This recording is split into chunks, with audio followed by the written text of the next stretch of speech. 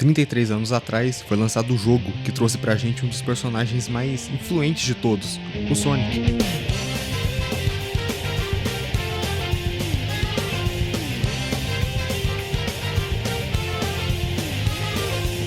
E desde então, o Sonic teve altos, baixos, mas sempre se manteve vivo.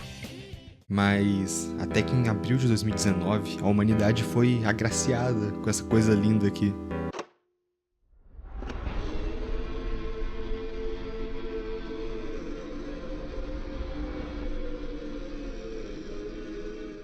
Pois é, depois de sei lá quanto tempo esperando alguma notícia a respeito do tão esperado filme do Sonic, a gente ganhou nessa aberração aí por parte da Paramount. Um personagem tão influente, tão famoso quanto o Sonic, a gente tinha expectativa que iríamos receber algo menos pior do que isso. Mas, de certa forma, isso foi bom. Até porque, com essa quebra de expectativas, todo mundo fez aquela caralhada de memes e todo mundo começou a tacar pedra, feito louco pra cima desse filme. E tanta pedra, inclusive, que aconteceu isso. Pois é, adiaram o filme e agora vão fazer do jeito certo. E eu acho que eu nem preciso verbalizar o quão bom que esse trailer ficou.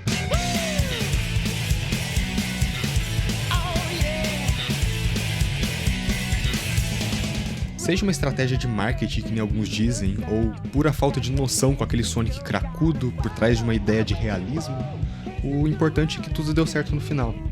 E então, em 2020, a gente teve uma das melhores pedradas que um fã de videogames já viu. Junto do Detetive Pikachu, o filme do Sonic marcou uma nova era para as adaptações de jogos no cinema. Depois daquelas tijoladas que vão desde aqueles filmes do Mortal Kombat até aquele filme do Mario de 93, finalmente foi provado que adaptações de jogos podem sim ser boas, contanto que tenha carinho nesse processo. E também um empurrãozinho do Jim Carrey. E olha, eu não preciso nem dizer que esses 300 bilhões de dólares aqui são uma puta conquista. E olha só, pelo menos o Sonic feio voltou no filme do Tic Teco. Na medida do possível, esse filme foi uma puta obra-prima, e finalmente colocou a série do Sonic no caminho certo, principalmente depois daquele tempo traumático na sombra dos anos 2000. E olha, eu não vou te torturar aqui por meia hora falando de todos os filmes de uma vez. A minha ideia aqui é dar pra cada filme seu devido espaço, e abordar cada um com o carinho que merece. Mas não quer dizer que eu vou contar a história deles. Se você quer saber, vai assistir. Então, caso você não tenha visto o terceiro filme ou algo do tipo, não precisa ficar preocupado, porque eu não vou falar sobre ele aqui. Isso vai ficar para o próximo vídeo. No primeiro filme, a gente não tem uma história realmente profunda. Na verdade, esse filme é o mais fraco dentre os três, e ele foi realmente um teste para tudo que estava por vir. E não me entenda mal, ser o mais fraco dos três não quer dizer que ele foi ruim, principalmente considerando o quanto que as coisas vão escalar daqui pra frente. Mas, independente do que o futuro nos aguardava em 2020, esse filme não foi só uma puta coisa linda de se ver, mas ele também trouxe um ar novo pro universo do Sonic, invertendo até mesmo o jeito que o personagem funciona, até uma certa extensão. A gente tem costume de encarar os personagens como uma variável, eles começam aqui e terminam ali, toda a história girando em torno de alguma mudança nesse tal personagem. Se te serve como um exemplo claro, o próprio Shadow é esse tipo de personagem. Ele começou a sua história no ponto A, mas ao longo da história mudou, amadureceu, reconheceu seus erros e reconquistou seu propósito, chegando no tal ponto B. Curiosamente, isso nunca foi parte do personagem do Sonic. Ele sempre teve a sua personalidade intacta, e a graça naquela história era de ver como que o próprio mundo ao seu redor se moldava por causa da sua presença. A história, por exemplo, nunca foi sobre como Tails e o Sonic se ajudaram a ser independentes. O Sonic sempre foi um personagem independente com atitude, e o arco que a gente acompanhou na dinâmica dos dois foi puramente do Tails, indo desde a sombra do Sonic até se tornar forte e independente como ele queria ser. A lição não é adquirida pelo Sonic, e sim por nós e pelos personagens ao seu redor através do Sonic. E isso se repete em várias instâncias, desde os Cavaleiros do Black Knight que foram moldados pela filosofia do Sonic, até o Sonic que foi o cataclisma para liberar os Solares em 2006. Enfim, agora que a gente tem em mente a forma que o Sonic sempre se mostrou um personagem estático, eu posso finalmente te falar que é justamente nisso que o filme se diferenciou das demais mídias. Claro, com certeza teve algum arco de desenvolvimento naquela caralhada de quadrinhos. E a gente também teve algumas séries, tipo Sonic Prime. Mas de qualquer forma, isso não deixa de ser uma quebra de padrão, em comparação com toda a mainline de jogos que segue esse ritmo. E, na minha opinião, isso foi muito bem-vindo, inclusive para deixar o Sonic mais palpável no universo do cinema. Diferente dos jogos, que a gente vê o Sonic já estabelecido no mundo dele, nesse filme acontece justamente o oposto. A gente vê a origem dele. O filme começa com Sonic bebezinho, e se você é um fã que nem eu, você não foi deixado pra trás, porque mostra Green Hill, mostra os anéis, que aqui funcionam como portais por algum motivo, e um Sonic finalmente digno de algum amor, em comparação com aquele mutante de antes. Apesar de eu não gostar muito dessa garra longa e achar que ela foi um personagem sem nenhum aprofundamento, esse começo do filme deu uma base gigantesca para desenvolver o personagem do Sonic. Só nesses primeiros minutinhos a gente já entende as motivações dele, entende o motivo dele estar aqui na Terra, a gente cria uma pulga atrás da orelha com os Equidnas e sentimos um pouco do peso do que o Sonic sente. Ele, quando criança, perdeu a figura parental dele e se encontrava puramente sozinho em um planeta que não pertence. Até porque, sim, o Sonic aqui é um alien, e é justamente sobre esse pretexto que todo o filme se desenvolve: achar o seu lugar no mundo. E o filme vai um pouco mais além, usando o Tom como uma nova figura parental pro Sonic. O tal do Lord Donut foi quem acolheu o Sonic, e esse foi o jeito que o filme usou para transmitir a clássica mensagem de amizade e família do Sonic.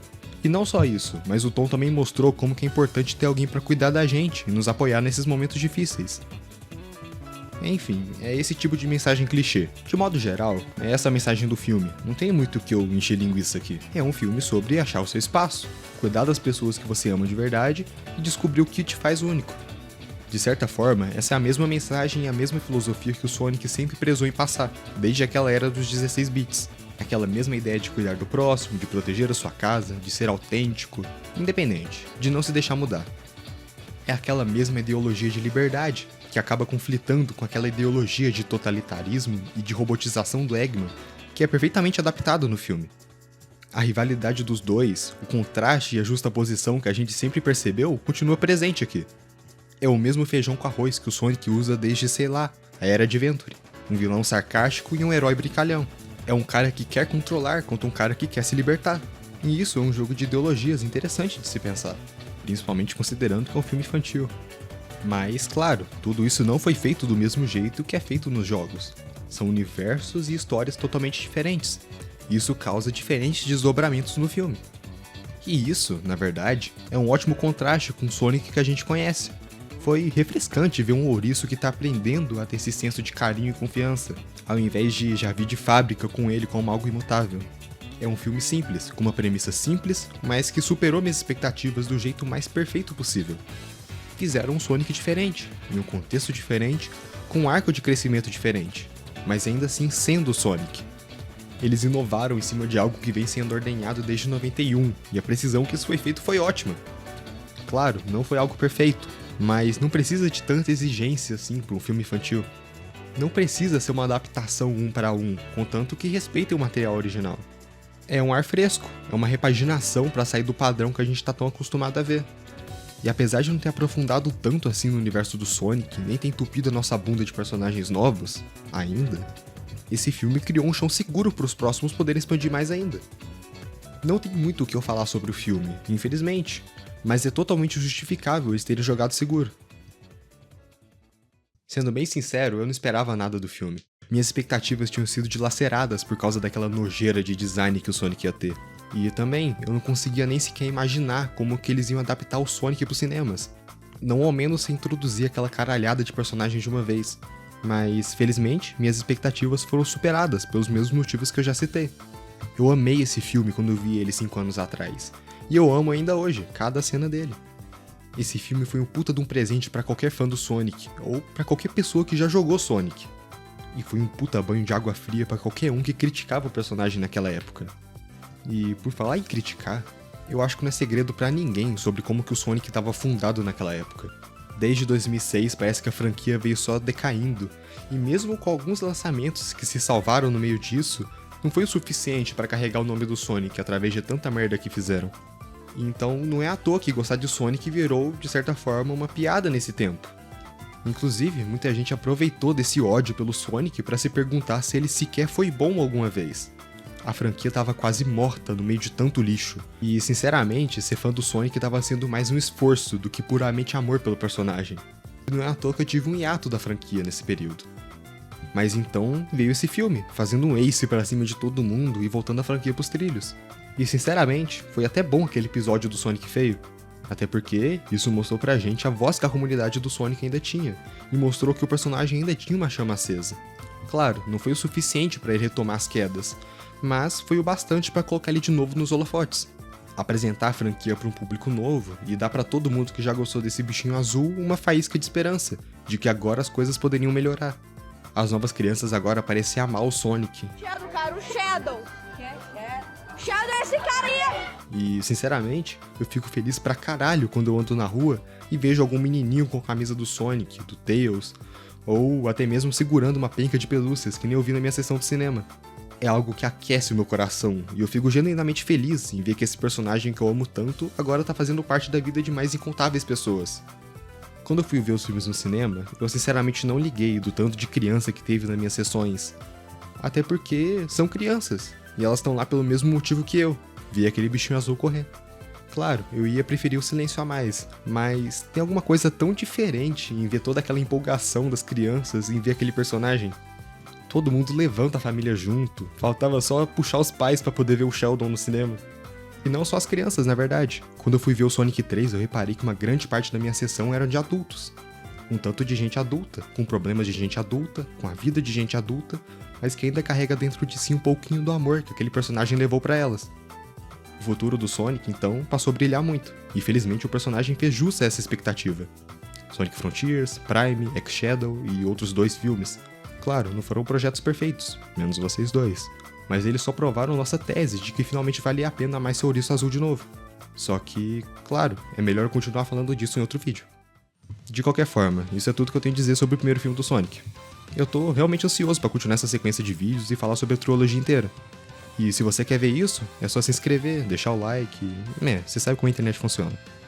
Sinta-se livre também pra comentar aí, falar o que você pensa sobre o filme e até me criticar, eu tô sempre aberto a melhorias. De qualquer forma, como eu nunca sei como se termina um vídeo e hoje eu não tenho nenhuma frase impactante pra falar no lugar, até o próximo vídeo.